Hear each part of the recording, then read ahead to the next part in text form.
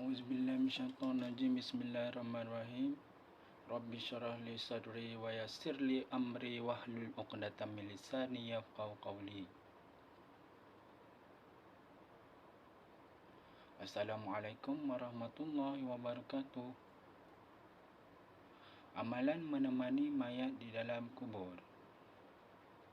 Setelah itu, dilapangkan kuburnya sejauh mata memandang.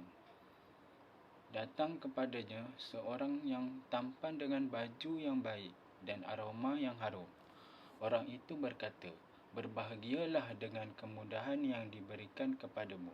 Inilah hari yang dijanjikan padamu." Dia berkata kepada orang itu, "Siapa kamu?" "Wajahmu nampak baik," dijawab. "Aku amalan solehmu. Engkau selalu bersegera mentaati Allah dan enggan melakukan maksiat kepadanya. Maka Allah menggandakan kepadamu dengan kebaikan." "Wahai saudara dan saudari," dikatakan kepadanya, "akulah amalan solehmu. Akulah solatmu. Akulah kebaikan dan sedekah yang pernah kau infakkan. Akulah tangis dan rasa takutmu. Akulah umrah dan hajimu. Akulah bacaan Al-Quranmu. Akulah cintamu terhadap Ar-Rahman."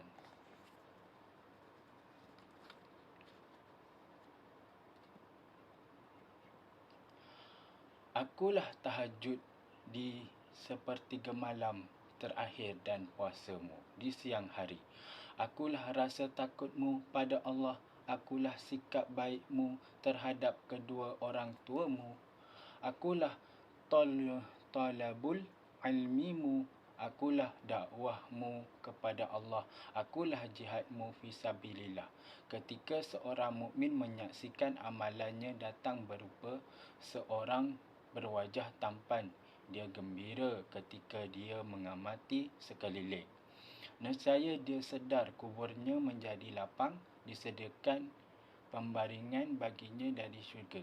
Ketika dia melihat bajunya, dia sedar baju itu dari syurga. Dia juga yakin bahawa nikmat yang dirasakan di dalam kubur itu sama sekali berbeza dengan nikmat syurga. Maka dia berdoa kepada Tuhannya, "Wahai Tuhan, segerakanlah kiamat sehingga aku dapat kembali kepada keluarga dan hartaku."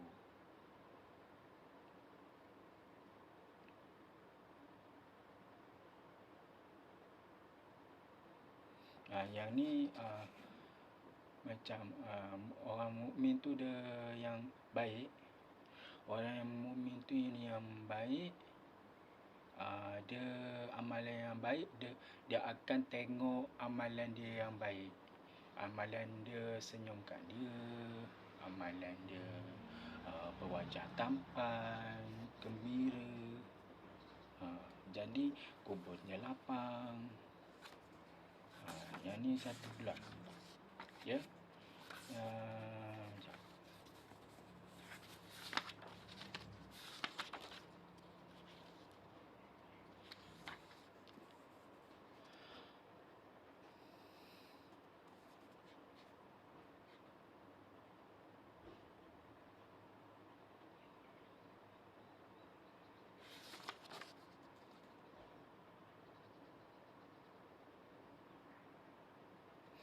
Ceritanya panjang dalam buku ni.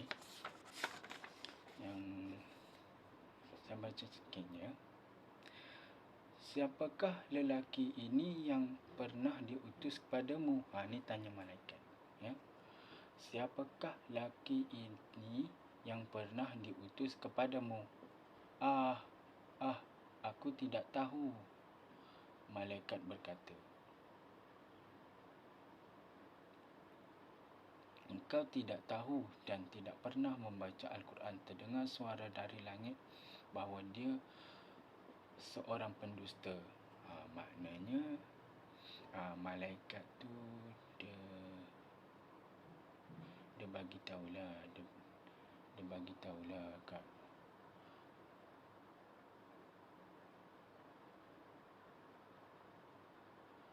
dekat langit tu ada terdengar suara. Dia kata orang yang tu dia seorang pendusta. Siapa yang pendusta tu? Malaikat tu ke orang yang dalam kubur tu? Lalu disediakan baginya tempat pembaringan dari neraka dan dibukakan pintu neraka. Dia merasa panasnya api neraka dan angin panas yang berhembus darinya.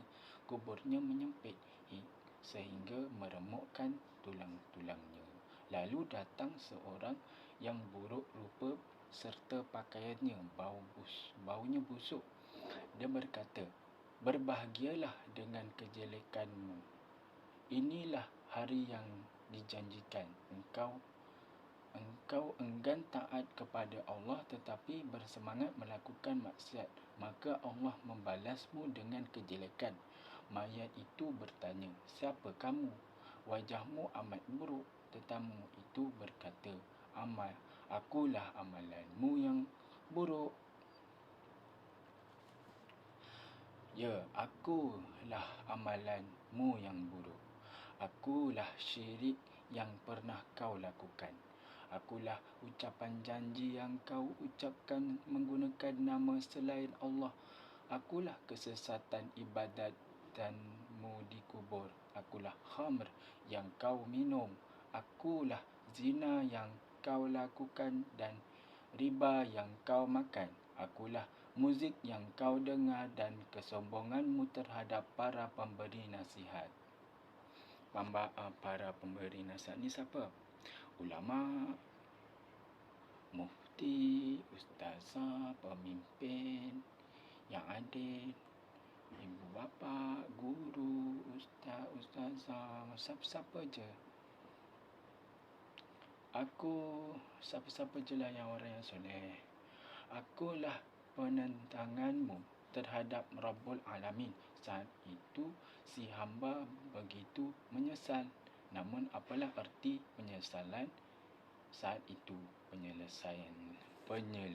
Penyesalannya semakin dalam. Tetapi apa gunanya? Di mana tangisanmu ini? Ketika kau asyik melanggar larangan Allah, terperuk dalam jurang kekejian dan syahwat. Berapa kali kau dinasihati agar menjaga kemaluan, menjaga pandangan dan pendengaran. Menangislah sekarang atau jangan menangis sama sekali, kerana semua itu tidak akan menolongmu menghindari azab. Rasalah bakarannya, kemudian sama ada kamu bersabar menderita azabnya atau tidak bersabar, sama sahaja tidak ada faedahnya kepada kamu, kerana kamu tidak dibalas melainkan dengan apa yang kamu telah kerjakan. Surah dari ayat dari surah At-Tur ayat 16.